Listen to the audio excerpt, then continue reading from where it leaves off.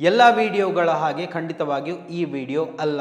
ದಯವಿಟ್ಟು ಯಾರೆಲ್ಲ ವೀಕ್ಷಣೆ ಮಾಡ್ತಾ ಇದ್ದೀರಾ, ದಯವಿಟ್ಟು ಯಾರು ಕಮೆಂಟ್ ಹಾಕಲಿಲ್ಲ ಆದರೂ ಪರವಾಗಿಲ್ಲ, ಲೈಕ್ ಹೊಡಿಲಿಲ್ಲ ಅಂದರೂ ಪರವಾಗಿಲ್ಲ, ಈ ಒಂದು ವಿಡಿಯೋವನ್ನು ನಿಮಗೆ ಸಂಬಂಧಪಟ್ಟಂತಹ ವಾಟ್ಸಪ್ ಇರ್ಬೋದು, ಫೇಸ್ಬುಕ್ ಇರ್ಬೋದು, ಇನ್ಸ್ಟಾಗ್ರಾಮ್ಗಳಲ್ಲಿ ಇರ್ಬೋದು, ಎಲ್ಲೇ ಆಗಿರ್ಬೋದು, ಈ ಒಂದು ಲಿಂಕನ್ನು ಶೇರ್ ಮಾಡಿಕೊಂಡು ನೋಡಿ. ಯಾಕೆಂತ ಕೇಳಿದರೆ ಭಾಳಷ್ಟು ಇಂಪಾರ್ಟೆಂಟ್ ಆದಂತಹ ಒಂದು ವಿಡಿಯೋ.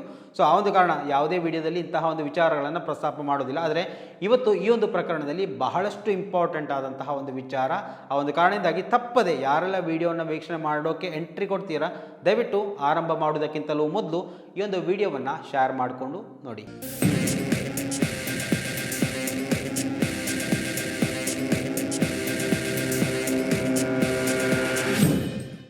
ಬೆಳ್ತಂಗಡಿ ತಾಲೂಕಿನ ಸಾಂಬೋಳ್ಯದ ಗೇರುಕಟ್ಟೆಯ ಯುವಕ ಸುಮಂತನ ನಿಗೂಢ ಸಾವಿನ ಪ್ರಕರಣದಲ್ಲಿ ಸ್ಫೋಟಕ ಬೆಳವಣಿಗೆಯೊಂದು ಇವಾಗ ಕಾಣ್ತಾ ಇರುವಂಥದ್ದು. ಸೊ ಈ ಒಂದು ವಿಡಿಯೋದಲ್ಲಿ ಅದನ್ನು ಎಕ್ಸ್ಪ್ಲೇನ್ ಮಾಡ್ತಾ ಹೋಗ್ತೀನಿ. ಅದಕ್ಕೂ ಮೊದಲು ಈ ಒಂದು ವಿಡಿಯೋವನ್ನು ನೀವು ಮೊದಲನೇ ಬಾರಿ ವೀಕ್ಷಣೆ ಮಾಡ್ತಾ ಇದ್ದರೆ ದಯವಿಟ್ಟು ಈ ಒಂದು ಚಾನಲನ್ನು ಸಬ್ಸ್ಕ್ರೈಬ್ ಮಾಡ್ಕೊಂಡು ನೋಡಿ. ಮಾತ್ರವಲ್ಲ, ನಿರಂತರವಾಗಿ ಇಂತಹ ಅಪ್ಡೇಟ್ಗಳನ್ನು ನಿಮ್ಮ ಮುಂದೆ ತರುವಂತಹ ಪ್ರಯತ್ನಗಳನ್ನು ನಾವು ಮಾಡ್ತೀವಿ.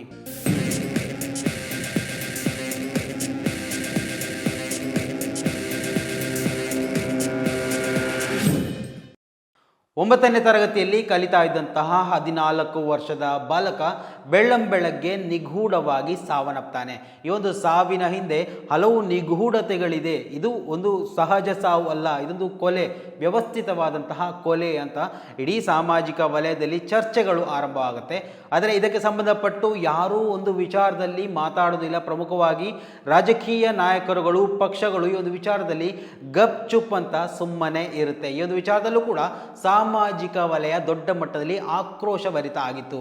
ಸೊ ಈ ಒಂದು ಪ್ರಕರಣಕ್ಕೆ ಸಂಬಂಧಪಟ್ಟಂತೆ ಬೆಳ್ತಂಗಡಿಯಲ್ಲಿ ನಾಳಿನ ದಿವಸ ಸಾವಿರಾರು ಮಂದಿ ಸೇರುವಂತಹ ಬೃಹತ್ ಪ್ರತಿಭಟನೆಯೊಂದು ನಡೀತಾ ಇದೆ. ಈ ಒಂದು ವಿಚಾರಕ್ಕೆ ಸಂಬಂಧಪಟ್ಟು ಇವಾಗ ಜಸ್ಟ್ ಸ್ಫೋಟಕ ಬೆಳವಣಿಗೆಯೊಂದು ನಡೆದಿರುವಂತದ್ದು.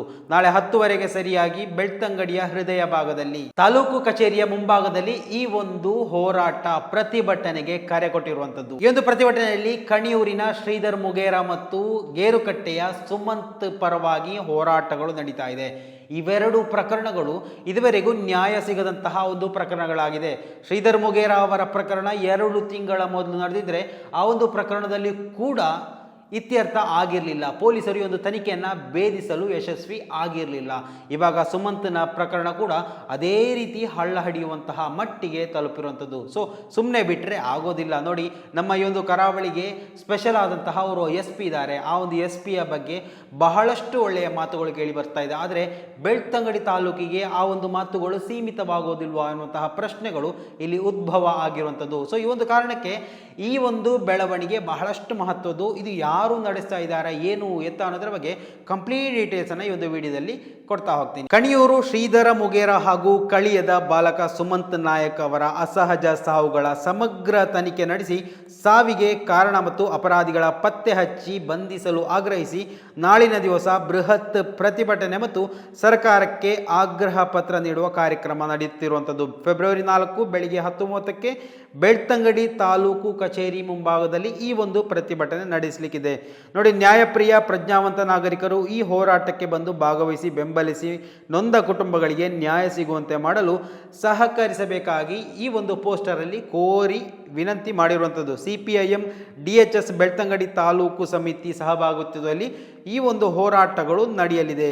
ಬಾಲಕ ಕಳಿಯದ ಸುಮಂತ್ ಕೊಲೆಯಾಗಿ 2 ವಾರಗಳೇ ಕಳೆದವು. SC ಯುವಕ ಕಣಿಯೂರಿನ ಶ್ರೀಧರ ಸಾವಾಗಿ ತಿಂಗಳುಗಳು ಕಳೆಯಿತು. ಆದರೆ 2 ಪ್ರಕರಣಗಳಲ್ಲಿ ಕೊಲೆಗಾರ ಪತ್ತೆ ಆಗಿಲ್ಲ.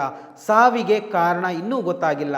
ಬೆಳ್ತಂಗಡಿ ತಾಲೂಕಿನಲ್ಲಿ ಅತ್ಯಾಚಾರ, ಕೊಲೆ, ಅಪಹರಣವಾದರೆ ಬಹುತೇಕ ಪ್ರಕರಣಗಳಲ್ಲಿ ಅಪರಾಧಿಗಳು ಪತ್ತೆ ಆಗುತ್ತಿಲ್ಲ ಎಂಬುದು ಆಘಾತಕಾರಿಯಾದಂತಹ ವಿಚಾರ. ಕರ್ನಾಟಕ ಪೊಲೀಸ್ ಯಾವತ್ತೂ ಸೋಲುವ ಇಲಾಖೆ ಖಂಡಿತವಾಗಿಯೂ ಅಲ್ಲ. ಅದರಲ್ಲಿ ಈಗಿನ SP ಅವರು ದಕ್ಷ SP ಅಂತ ಹೆಸರನ್ನು ಕೂಡ ಗಳಿಸಿದವರು. ಈ ಹೆಗ್ಗಳಿಕೆಗಳು ಬೆಳ್ತಂಗಡಿ ತಾಲೂಕಿನ ಪಾಲಿಗೆ ಇಲ್ಲವಾಗಿದೆಯಾ ಎನ್ನುವಂತಹ ಪ್ರಶ್ನೆ ಇವತ್ತು ಮೂಡ್ತಾ ಇರುವಂಥದ್ದು. ಸುಮಂತ್ ಕೊಲೆ ಪ್ರಕರಣದಲ್ಲಿ ಮತ್ತು ಕಣಿಯೂರು SC ಯುವಕ ಶ್ರೀಧರನ ಪ್ರಕರಣದಲ್ಲಾದರೂ ಪೊಲೀಸ್ ಇಲಾಖೆ ತನ್ನ ಮೇಲಿನ ಆರೋಪದಿಂದ ಹೊರಬರಲಿ. ಈ ವಿಚಾರವಾಗಿ ಜೀವ ಕಳಕೊಂಡವರ ಮನೆಯವರಿಗೆ ನ್ಯಾಯ ಒದಗಿಸಲು CPIM ಗಟ್ಟಿಯಾಗಿ ಧ್ವನಿ ಎತ್ತಲು ನಿರ್ಧರಿಸಿರುವಂಥದ್ದು. ಸೊ ಒಂದು ವಿಚಾರವಾಗಿ BM ಭಟ್ ಕಾರ್ಯದರ್ಶಿ CPIM ಬೆಳ್ತಂಗಡಿ ತಾಲೂಕು ಸಮಿತಿ ಇವರು ಈ ಒಂದು ಪತ್ರಿಕಾ ಪ್ರಕಟಣೆಯನ್ನ ಹೊರಪಡಿಸಿರುವಂಥದ್ದು. DHS ಬೆಳ್ತಂಗಡಿ ಮತ್ತು CPIM ಬೆಳ್ತಂಗಡಿಯ ಆ ಒಂದು ಅಧೀನದಲ್ಲಿ ನಡೆಯುವಂತಹ ಈ ಒಂದು ಪ್ರತಿಭಟನೆ. ಈಶ್ವರಿ ಪದ್ಮುಂಜ ಅವರನ್ನು ನೀವೆಲ್ಲರೂ ಕೇಳಿರ್ಬೋದು. ಕೆಲವೊಂದು ಹೋರಾಟಗಳಿಗೆ, ಮಹಿಳಾ ಹೋರಾಟದಲ್ಲಿ ಪ್ರತ್ಯೇಕವಾಗಿ ಗುರುತಿಸಿಕೊಂಡವರು, ಜನಪದ ಹಾಡುಗಳಲ್ಲಿ ಗುರುತಿಸಿಕೊಂಡವರು. ಸೊ ಈಶ್ವರಿ ಪದ್ಮುಂಜ ಅವರ EHS ಬೆಳ್ತಂಗಡಿ ಮತ್ತು CPIM ಬೆಳ್ತಂಗಡಿ ಇವರ ಅಧೀನದಲ್ಲಿ ನಡೆಯುವಂತಹ ಈ ಒಂದು ಹೋರಾಟಕ್ಕೆ ಜನಸಾಮಾನ್ಯರು ಮಾತ್ರವಲ್ಲ, ಈ ಒಂದು ನೊಂದವರಿಗಾಗಿ, ಈ ಒಂದು ಅನ್ಯಾಯ ಆಗ್ತಾ ಇರುವಂತಹ ಕುಟುಂಬಗಳಿಗಾಗಿ ನ್ಯಾಯಕ್ಕಾಗಿ ಹೋರಾಡುವಂತಹ ಎಲ್ಲ ಸಜ್ಜನ ಸಮಾನ ಮನಸ್ಕರು ಈ ಒಂದು ಹೋರಾಟದಲ್ಲಿ ಭಾಗಿಯಾಗಬೇಕು ಅಂತ ವಿನಂತಿ ಮಾಡಿಕೊಂಡಿರುವಂಥದ್ದು. ನೋಡಿ, ನಾವು ಈಗಾಗಲೇ ಹಲವು ವಿಡಿಯೋಗಳನ್ನು ಮಾಡಿದವರು ಈ ಒಂದು ವಿಚಾರದಲ್ಲಿ. ಅಂದರೆ ಈ ಒಂದು ಸುಮಂತನಿಗೆ ನ್ಯಾಯ ಸಿಗಬೇಕು. ಯಾಕೆ ಅಂತ ಕೇಳಿದರೆ, ಬೆಳ್ತಂಗಡಿ ತಾಲೂಕು ಅಂತ ಹೇಳುವಾಗ ಹಲವು ಅಸಹಜ ಸಾವುಗಳು, ಹಲವು ವಿಚಾರಗಳು, ಹಲವು ದಾಖಲಾಗದೇ ಇರುವಂತಹ ಪ್ರಕರಣಗಳು, ಅಥವಾ ಹಲವು ಪ್ರಕರಣಗಳಲ್ಲಿ ಮುಚ್ಚಿ ಹೋದಂತಹ ಪ್ರಕರಣಗಳು, C ರಿಪೋರ್ಟ್ B ರಿಪೋರ್ಟ್ ದಾಖಲಾದಂತಹ ಪ್ರಕರಣಗಳು, ಇವೆಲ್ಲವನ್ನ ಹೆಚ್ಚಾಗಿ ಕೇಳಲ್ಪಟ್ಟಂತಹ ಒಂದು ತಾಲೂಕು ಅಂತ ಹೇಳಿದರೆ ಬೆಳ್ತಂಗಡಿ ತಾಲೂಕು. ನಮ್ಮ ರಾಜ್ಯದಲ್ಲಿ ಅತಿ ಹೆಚ್ಚು ಇಂತಹ ಪ್ರಕರಣಗಳು ಕೇಳಲ್ಪಟ್ಟದೇ ಈ ಒಂದು ಬೆಳ್ತಂಗಡಿ ತಾಲೂಕು ಅಂತ ಹೇಳ್ಬೋದು. ಸೊ ಆ ಒಂದು ಕಾರಣ ನೋಡಿ, ಪೊಲೀಸ್ ಇಲಾಖೆ ಒಂದು ರೀತಿಯಲ್ಲಿ ಮಾನ ಮರ್ಯಾದೆಯನ್ನು ಉಳಿಸ್ಕೊಳ್ಬೇಕು ಅಂದರೆ ಈ ಎರಡು ಪ್ರಕರಣಗಳಲ್ಲಿ ಆದರೂ ನೋಡಿ, ಇಬ್ಬರು ಹುಡುಗರ ಪ್ರಕರಣಗಳು, 1 ತಿಂಗಳ ಮೊದಲು ಎನ್ನುವಂತಹ ಯುವಕ ಕಾಣೆಯಾಗಿದ್ದರೆ ಆ ಒಂದು ಪ್ರಕರಣ ಕೂಡ ಇದುವರೆಗೂ ಬಯಲು ಮಾಡಲಿಕ್ಕೆ ಇವರಿಂದ ಸಾಧ್ಯ ಆಗಲಿಲ್ಲ. ಇವಾಗ 2ನೇ ಪ್ರಕರಣ, ಇದು ಕೂಡ ಸುಮಂತ್ ಅವರ ನಿಗೂಢ ಸಾವು ಪ್ರಕರಣ.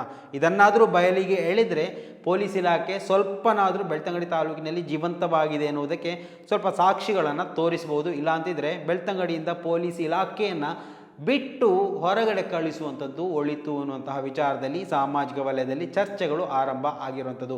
ಏನೇ ಇರಲಿ, ನಾಳೆ ನಡೆಯುವಂತಹ ಈ ಒಂದು ಬೆಳ್ತಂಗಡಿಯ ಹೃದಯ ಭಾಗದಲ್ಲಿ ನಡೀತಾ ಇರುವಂತಹ ಪ್ರತಿಭಟನೆಗೆ ಸಮಾನ ಮನಸ್ಕ ವ್ಯಕ್ತಿಗಳು ಹೆಚ್ಚಿನ ಸಂಖ್ಯೆಯಲ್ಲಿ ವಿದ್ಯಾರ್ಥಿಗಳನ್ನು ಸೇರಿಸಿಕೊಂಡು ಈ ಒಂದು ಪ್ರತಿಭಟನೆಯಲ್ಲಿ ಭಾಗಿಯಾಗಿ ಈ ಒಂದು ಜೀವ ಕಳೆದುಕೊಂಡಂತಹ ಯುವಕರಿಗೆ, ವಿದ್ಯಾರ್ಥಿಗಳಿಗೆ, ಅವರ ಆತ್ಮಕ್ಕೆ ಶಾಂತಿ ಸಿಗಲಿಕ್ಕೋಸ್ಕರನಾದರೂ ಈ ಒಂದು ಪ್ರತಿಭಟನೆ ಅತ್ಯವಶ್ಯಕವಾದದ್ದು. ಸೊ ಎಲ್ಲರ ಬೆಂಬಲ ಇರಲಿ, ಸಾಧ್ಯವಾದಷ್ಟು ಜನರಿಗೆ ಶೇರ್ ಮಾಡುವಂತಹ ಪ್ರಯತ್ನವನ್ನಾದರೂ ಮಾಡಲಿ, ಎಲ್ರಿಗೂ ಗೊತ್ತಾಗಲಿ ಒಂದು ವಿಚಾರ. ಸೊ ಯಾರೆಲ್ಲ ಈ ಒಂದು ವಿಡಿಯೋನ ವೀಕ್ಷಣೆ ಮಾಡ್ತಾ ಇದ್ದೀರಾ, ನೀವು ನಿಮ್ಮಲ್ಲಿರುವಂತಹ 1-2 ಗ್ರೂಪ್ಗಳಿಗಾದರೂ ಈ ಒಂದು ವಿಡಿಯೋವನ್ನು ಶೇರ್ ಮಾಡಿ ನಾಳಿನ ದಿವಸ ಹೆಚ್ಚಿನ ಸಂಖ್ಯೆಯಲ್ಲಿ ಈ ಒಂದು ಪ್ರತಿಭಟನೆಗೆ ಭಾಗವಹಿಸುವಂತಾಗಲಿ. ಸ್ನೇಹಿತರೆ, ದಯವಿಟ್ಟು ಈ ಒಂದು ವಿಚಾರದಲ್ಲಿ ನಿಮ್ಮ ಅಭಿಪ್ರಾಯಗಳನ್ನು ಕೂಡ ಕಮೆಂಟ್ ಮಾಡಿ. ಮುಂದಿನ ಮಾಹಿತಿಯೊಂದಿಗೆ ಮತ್ತೆ ಭೇಟಿಯಾಗೋಣ. ಅಲ್ಲಿವರೆಗೂ ನಮಸ್ಕಾರ.